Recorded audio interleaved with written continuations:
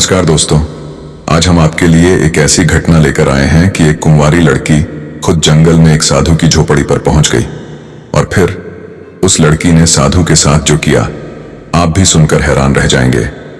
तो दोस्तों, वीडियो को शुरू करते हैं। एक खौफनाक जंगल की दास्तान है।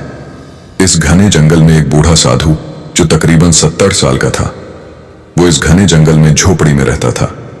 रात बहुत अंधेरी थी, हर तरफ घुप अंधेरा छाया हुआ था। बारिश जोर जोर से बरस रही थी, आसमान पर बिजली कड़क रही थी। रोज की तरह आज भी साधु अपनी झोपड़ी में बैठा हुआ था। बाहर बहुत तेज बारिश हो रही थी, अंधेरी रात थी, चारों तरफ अंधेरा ही अंधेरा था। जोरों से बिजली कड़क रही थी और आसमान पर बादल गरज रहे थे। साधु अपनी झोपड़ी का दरवाजा मजबूती से बंद करके बैठा हुआ था ताकि तेज तूफानी बारिश से बच सके। तभी अचानक दरवाजे पर जोर से दस्तक हुई। साधु ये सुनकर हैरान हो गया कि इस वक्त यहां कौन आ सकता है। साधु ने फौरन उठकर जैसे ही दरवाजा खोला तो उसने देखा कि सामने एक खूबसूरत नौजवान कुंवारी लड़की खड़ी है। वो लड़की बारिश में पूरी तरह भीगी हुई थी। बारिश की वजह से उसके जिस्म की हर तराश वाज़ेह नजर आ रही थी। उस लड़की का पूरा बदन बारिश में भीगा हुआ था, जिसकी वजह से उसका बदन भीगे हुए कपड़ों से साफ दिखाई दे रहा था। साधु ने उस लड़की से पूछा कि ए लड़की, तुम कौन हो और इस वक्त इस घने जंगल में क्या कर रही हो? मौसम भी खराब है, अंधेरी रात है और तुम इतनी तेज बारिश में कहां से आई हो? वो बहुत डरी हुई लग रही थी। उसने डरते हुए कहा कि मैं यहीं पास के गांव में रहती हूं और मैं कुछ लोगों से बचकर यहां आई हूं। वो लोग मुझे मारना चाहते हैं। मैं उनसे बचकर भागती हुई यहां चली आई। साधु, आप मुझे बचा लीजिए। ये सुनकर साधु ने कहा कि तुम अंदर आ जाओ। साधु ने उस लड़की को अपनी झोपड़ी के अंदर बुला लिया और कहा कि तुम यहां आराम से बैठो। वह डर के मारे कांप रही थी। साधु ने उस लड़की से कहा कि तुम अपने बारे में मुझे बताओ कि तुम यहां क्यों और कैसे आई हो। लड़की ने साधु को अपनी सारी कहानी बताई और कहती है कि जंगल के पास जो गांव है, मैं उस गांव के नाई की बेटी हूं। कुछ दिनों पहले मेरे माँ बाप इस दुनिया से चले गए, यानी उनका इंतकाल हो गया। मेरे माँ बाप मुझे इस दुनिया में तन्हा छोड़कर चले गए। उसी दिन से लोगों की नजर मेरी जवानी और खूबसूरती पर पड़ गई और वह लोग मुझे हासिल करके मेरी खूबसूरती का फायदा उठाना चाहते हैं, यानी कि मेरे जिस्म को लूटना चाहते हैं। मैं उनसे बचकर भागती हुई यहां आ गई। अपनी और अपनी इज्जत की हिफाजत के लिए मैं इस घने जंगल में आपके पास चली आई। साधु लड़की की बात बड़े ध्यान से सुन रहा था और मन ही मन सोच रहा था कि शायद यह लड़की झूठ बोल रही है। इसका मकसद कुछ और लग रहा है। जरूर यह लड़की मुझसे कोई बड़ा राज्य छुपा रही है। वो खूबसूरत लड़की और साधु झोपड़ी के अंदर बैठे हुए थे। झोपड़ी के कोने में एक छोटा सा दिया जल रहा था, जिससे हल्की हल्की रोशनी आ रही थी। वो कई सालों से अकेला इस घने जंगल में रह रहा था और आज अचानक उस साधु के पास एक बहुत खूबसूरत लड़की उसके साथ बैठी थी। साधु की निगाह उस लड़की के गीले कपड़ों से झलकते हुए बदन पर पड़ी। शैतान ने उसके दिल में गलत ख्यालात पैदा कर दिए। उसके मन में अजीब सी हलचल पैदा हो गई और वह दिल ही दिल में खुश होने लगा। उसके मन में अजीब और गरीब ख्यालात आ रहे थे। उसने अपने अरमानों को काबू में रखा हुआ था। ये सारी बातें साधु अपने दिल में सोच रहा था। इतने में वो लड़की बोल पड़ी कि साधु, मैं आज बहुत डरी हुई हूं। क्या आज रात मैं यहां इस झोपड़ी में रह सकती हूं? कल सुबह होते ही मैं वापस चली जाऊंगी। क्या आप मुझे आज यहां ठहरने की इजाजत देंगे? साधु भी तो यही चाह रहा था। यह सुनकर साधु की खुशी का ठिकाना न रहा। वो दिल ही दिल में खुश हुआ और कहने लगा, हाँ बिल्कुल, आज रात तुम इस झोपड़ी में बेफिक्र रह सकती हो। बहुत अंधेरी रात थी और बहुत तेज बारिश हो रही थी। उस लड़की ने कहा, साधु, मुझे नींद आ रही है। इतना कहकर वह सोने के लिए झोपड़ी में लेट गई। साधु का दिल बेकरार हो रहा था। पहली मर्तबा उसके सोए हुए ख्यालात जाग उठे। उसकी बेचैनी बढ़ती जा रही थी कि आज की रात कैसे कटेगी। मुझे समझ में नहीं आ रहा कि आज रात में क्या करूं। साधु भी सोने के लिए लेट गया और आंखें बंद करके सोने की कोशिश करने लगा, लेकिन नींद कहां आने वाली थी। लाख कोशिशों के बाद भी उसे नींद ना आई। उसका दिल जोर जोर से धड़क रहा था क्योंकि उसके जज्बात बेकाबू हो रहे थे। इसी दौरान उस लड़की के रोने की आवाज आई। साधु ने उठकर देखा कि वह लड़की रो रही थी। साधु उस लड़की के पास गया और पूछा, क्या हुआ, तुम क्यों रो रही हो? लड़की ने रोते हुए कहा, मेरे साथ जो हुआ मैं किसी को बता भी नहीं सकती।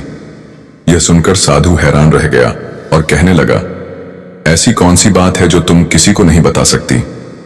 अगर तुम चाहो तो मुझे बता सकती हो। वो लड़की साधु को बताने लगी, साधु, मैं वो नहीं जो तुम मुझे समझ रहे हो। मैं कोई अच्छी लड़की नहीं हूं, मैं बहुत बेकार और खराब लड़की हूं। वह ऐसी राज की बात बताने लगी जिसे सुनकर आपके रोंगटे खड़े हो जाएंगे।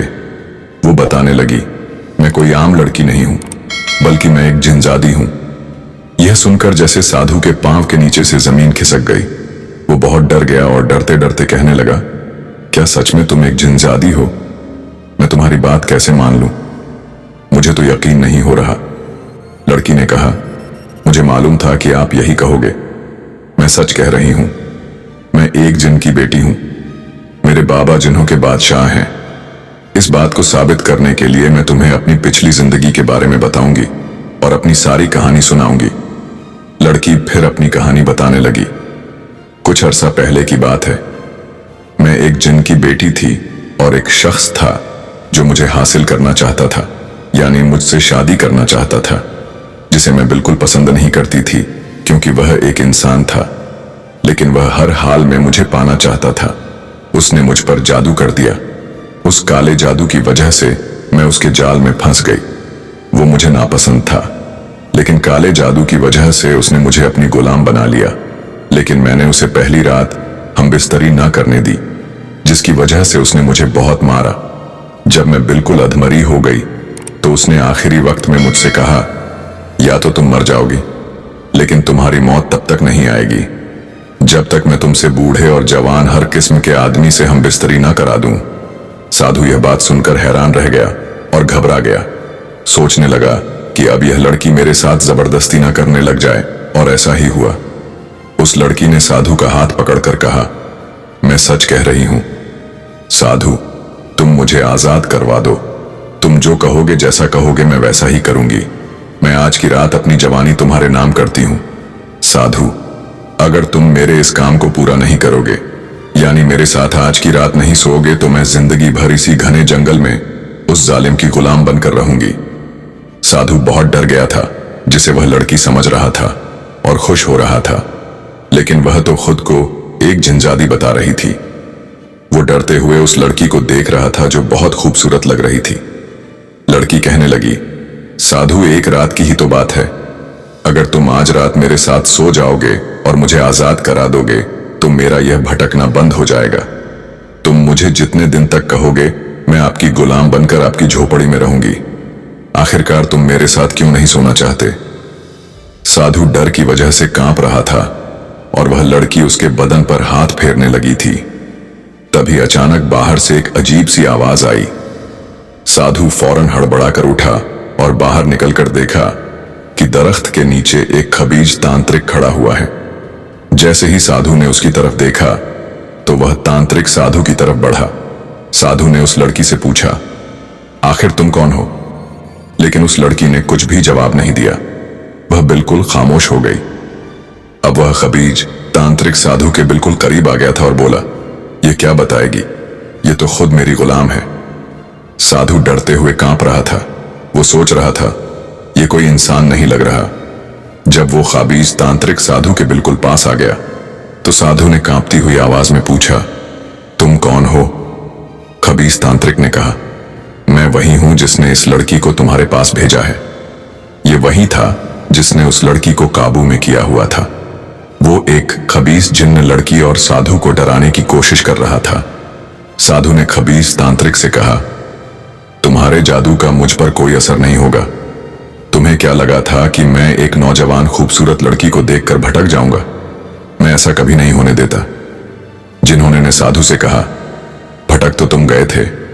अगर यह लड़की अपने आप को जिन्न न बताती, क्योंकि तुम्हारे अंदर भी तो इंसानों वाले जज्बात हैं। इस लड़की ने मेरे साथ जिद की है, मेरी तौहीन की है। अब मैं इसके साथ दुनिया के पता नहीं कितने आदमियों से गुनाह कराऊंगा। साधु ने लड़की की तरफ देखा और उस पर कुछ पढ़कर फूंका। वो लड़की फौरन आजाद हो गई। तभी लड़की ने शर्म की वजह से सर नीचे कर लिया। वह लड़की मन ही मन सोच रही थी, मैं कितना बड़ा गुनाह करने जा रही थी उस जिन्न ने जो एक खबीस तांत्रिक की शक्ल में था। साधु से कहा, तुम मेरे चंगुल में फंस चुके हो। साधु ने अपनी आंखें बंद कर ली और सोचने लगा, इस परेशानी से कैसे निजात पाई जाए, यानी इस मुश्किल से कैसे निकला जाए। साधु ने आंखें खोले और लड़की से कहा, तुम अपने आप से पूछो, अपने दिल पर हाथ रखकर खुद से सवाल करो कि तुम आखिर यह क्या करने जा रही थी। मैंने अभी तक किसी भी औरत के साथ गलत काम नहीं किया। तुम मेरी मेहनत क्यों खराब करना चाहती थी? तुम खुद को संभालो और अपने अंदर झांक कर देखो। फिर सोचो कि तुम कौन हो। अपनी ताकत को पहचानो। तुम चाहो तो इस खबीज को खत्म कर सकती हो, क्योंकि तुम्हारे अंदर वह ताकत है। लेकिन अब तुम खुद सोचो कि आखिर तुम क्या कर रही थी।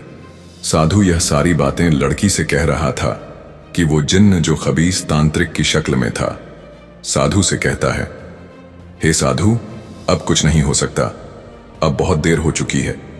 लड़की ने साधु से कहा, मैं नहीं जानती कि क्या सही है और क्या गलत है।